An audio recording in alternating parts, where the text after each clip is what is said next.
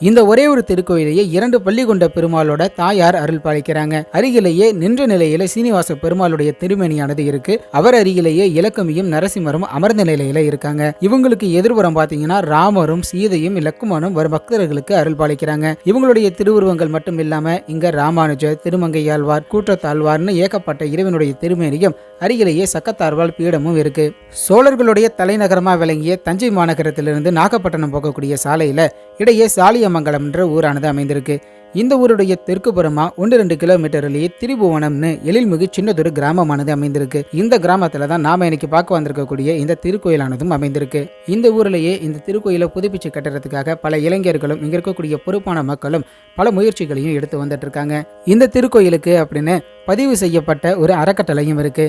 திருபுவனம் ரங்கநாத பெருமாள் சேவை அறக்கட்டளைன்னு அழைக்கப்படக்கூடிய இந்த அறக்கட்டளை மூலியமா இந்த திருக்கோயிலுக்கு நீங்க நினைச்சீங்கன்னா தாராளமா உதவிகள் செய்யலாம்.